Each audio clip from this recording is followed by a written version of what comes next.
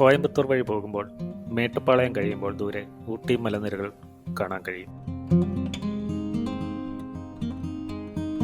അതിമനോഹരമായ ആ കാഴ്ച നമ്മെ കൂടുതൽ ഊട്ടിയിലേക്ക് ആകർഷിക്കുന്ന ഒന്നാണ്.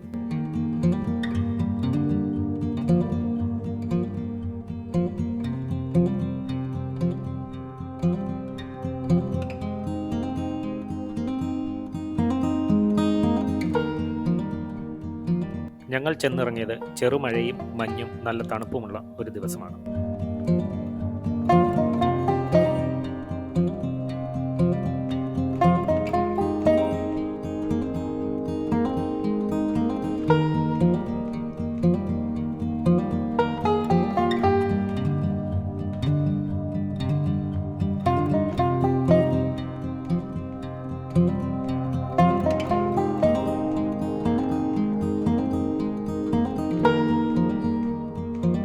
വലിയൊരു ക്യൂ നിന്നാണ് തടാകത്തിലെ ബോട്ടിൽ കയറിയതെങ്കിലും അത് വളരെ രസകരമായ ഒരു ബോട്ട് യാത്രയായിരുന്നു.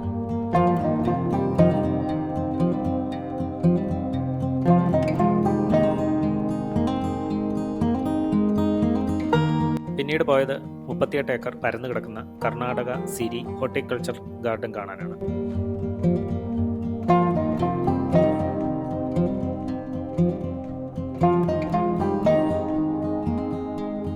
₹30 എൻട്രി ഫീസ് ഉണ്ട്.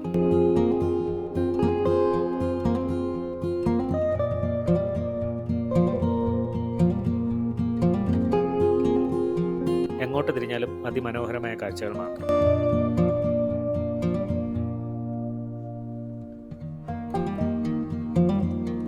മഞ്ഞും മഴയും അതിന്റെ ഭംഗി കൂട്ടിയിട്ടേ ഉള്ളൂ.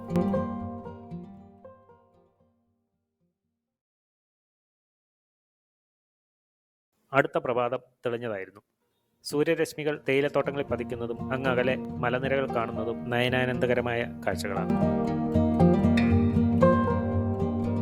മഞ്ഞുള്ളപ്പോഴും ഇല്ലാത്തപ്പോഴും ഊട്ടിയുടെ സൗന്ദര്യം വ്യത്യസ്തമാണ്. ഡോൾഫിൻ സ്നോസ് കാണാൻ ചെല്ലുമ്പോൾ നല്ല തിരക്കുണ്ട്.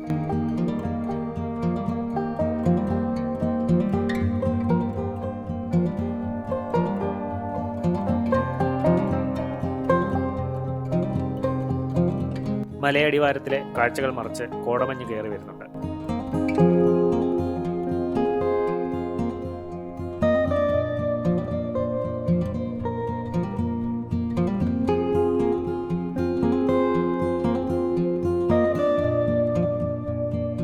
റോഡിൽ 2 വാഹനങ്ങൾ ഒരുമിച്ച് വന്നാൽ ബ്ലോക്ക് ആവും വിധം തിരക്കുമുണ്ട്. സിംസ് പാർക്കിലെത്തി. ഇത് 30 ഏക്കറുണ്ട്. കാഴ്ചകൾ ധാരാളമുണ്ടെങ്കിലും കർണാടക ഗാർഡൻ പോലെ സംരക്ഷിക്കാത്തതിനാൽ വലിയ ഭംഗി തോന്നിയില്ല.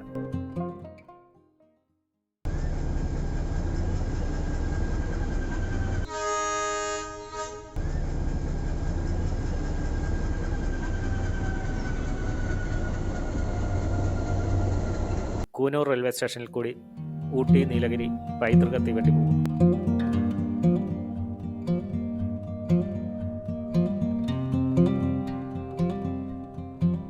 സന്ധ്യയ്ക്ക് മറ്റൊരു രസകരമായ കാഴ്ച കണ്ടു.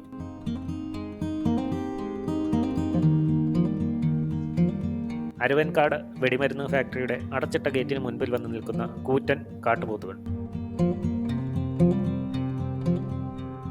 ഫാക്ടറി കോമ്പൗണ്ട് വഴി കയറി പുറകിലെ കാട്ടിലേക്ക് പോകാനുള്ള അവസരം കാത്തു നിൽക്കുകയാണ്. ഫാക്ടറി അധികൃതർ ഗേറ്റ് തുറക്കുമ്പോൾ ആർക്കും ഒരു പ്രശ്നവും ഉണ്ടാക്കാതെ അവ കടന്നു പോകുമെന്ന് അടുത്തുള്ള ചായക്കടക്കാരൻ പറഞ്ഞു.